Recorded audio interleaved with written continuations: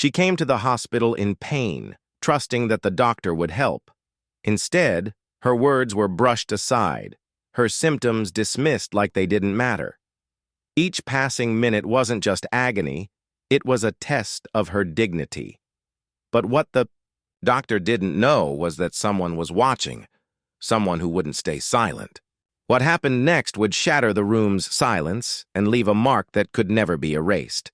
Was it justice, or something far more powerful? It was supposed to be a normal afternoon. Mariah, a 32-year-old teacher, had spent the day guiding her students through their final projects, her mind already drifting to a quiet evening at home with her husband, David. The late summer sun hung low as she drove to the hospital.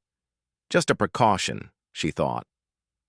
The dull ache in her side had been growing for days, but she brushed it off, telling herself it was nothing serious. Mariah had always been the kind of person who pushed through discomfort. She prided herself on being strong, capable, the type of woman who didn't make a fuss. But today felt different. Something wasn't right. As she stepped through the hospital doors, the antiseptic scent and distant echo of hurried footsteps filled the air. Nurses moved quickly between rooms, the quiet hum of machines breaking the silence. Mariah approached the reception desk, explaining her symptoms with the calm patience of someone who trusts the system. She believed she'd be seen, heard, cared for. But beneath that confidence, a quiet unease lingered. David had insisted she go. He knew her too well to accept her "I'm fine" answer. And as she waited to be called, she noticed the way the staff glanced at her, their eyes darting away too quickly. She told herself she was imagining it. What she didn't know was that this visit would test more than her health. It would challenge her faith, in medicine, in fairness, and in the idea that everyone is treated the same when they need help the most. The nurse finally called Mariah's name, but there was no warmth in her tone, just clipped syllables like reading a number from a list. Mariah followed her down a stark white corridor into a small examination room.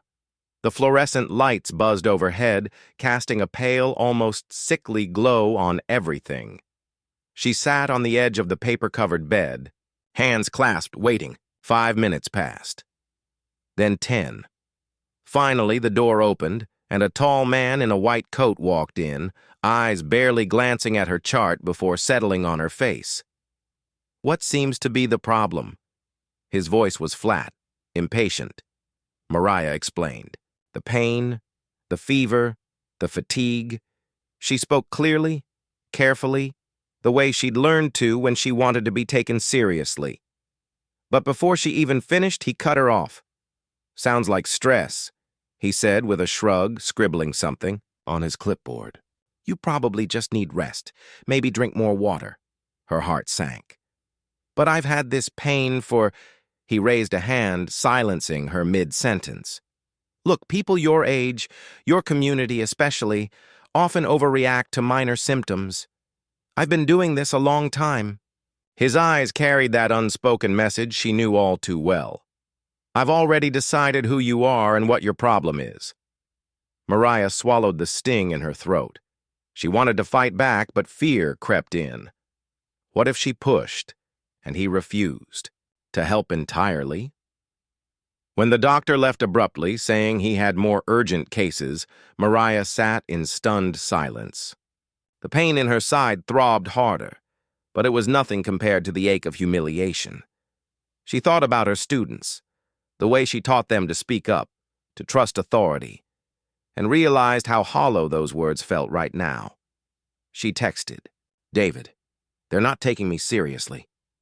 Minutes later, David arrived, his footsteps sharp against the tile. He took one look at her pale face and clenched jaw, then scanned the room. "Where's the doctor?" he asked the nurse, his voice low but firm. The nurse hesitated, eyes flicking away. "He's busy." Busy, while Mariah sat here hurting, while her symptoms worsened, while minutes turned into risks. David moved closer to Mariah, his hand resting on her shoulder. You're in pain right now? She nodded. And that's when something in his expression shifted. This wasn't just concern.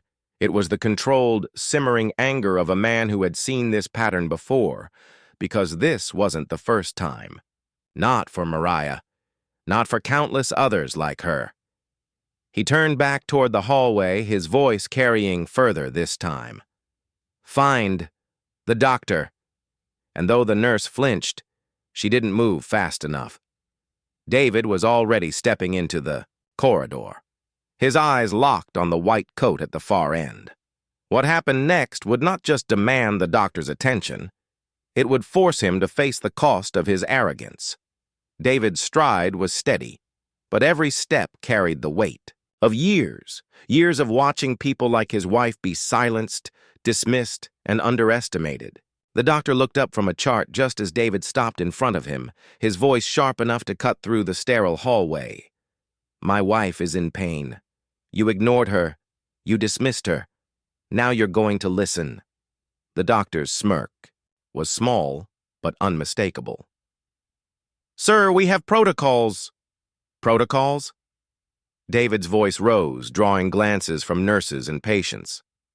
You didn't run a single test. You didn't check her vitals. You didn't even look at her properly. Tell me, would you have said the same things if she looked like you? The hallway fell silent. A few staff members froze mid-step as, if unsure whether to intervene or watch. The doctor's eyes hardened. I won't be spoken to like this. But David wasn't done. He stepped closer, his voice now low but trembling with controlled rage. If anything happens to her because of your arrogance, I will make sure the world knows your name. Every patient you've treated like she's invisible, every time you've let bias blind you, it ends now. Mariah, still seated in the room, could hear every word. Her chest ached, not from the pain in her side, but from the flood of emotions colliding inside her. Fear, anger, relief.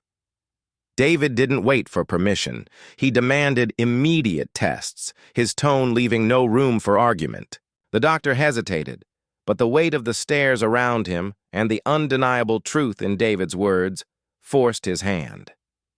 Moments later, Mariah was wheeled into diagnostics. As the nurse prepped her for scans, she caught David's eye through the doorway. His jaw was set, his hands still clenched at his sides. Then came the shock. The scans revealed a serious condition that, left untreated, could have turned life-threatening within hours.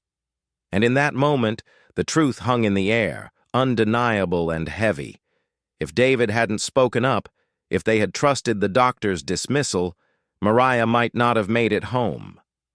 Mariah's treatment began immediately. Within hours, the medication eased her pain, but the emotional wound lingered, deeper than anything the scans could reveal. The knowledge that her life had hung in the balance, not because of a lack of resources or medical skill, but because of a lack of respect, left a mark that no prescription could heal. David stayed by her side, his presence a quiet reminder that speaking up had saved her. But even in the relief of knowing she was safe, there was an undercurrent of anger. How many others had walked into this same hospital, in the same pain, only to be brushed aside until it was too late? Before they left, David requested a meeting with the hospital administrator. He shared the details of what had happened, not just to seek accountability for the doctor's actions, but to ensure no one else would be put through the same experience. Whether it would change the system or not, he couldn't be sure. But silence was no longer an option. In the days that followed, Mariah found herself replaying the moment in the exam room, the way his words had cut her off, the way his eyes had judged her before she'd even finished speaking. And she knew this wasn't just her story. It was the story of countless Black patients whose pain is minimized, whose symptoms are dismissed, whose lives are gambled with because of deep-rooted prejudice. Mariah's life was spared that day, but the truth is chilling. Without someone to fight for her, she might have been another statistic, another name whispered in grief, another story never told.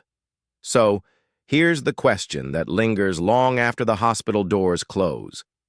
How many more lives will be put at risk before we stop letting bias decide who deserves to be heard?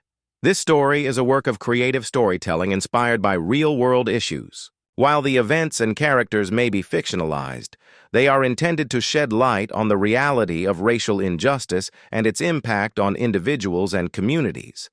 Any resemblance to actual persons, living or deceased, or real events is purely coincidental. The goal of this content is to raise awareness, inspire reflection, and encourage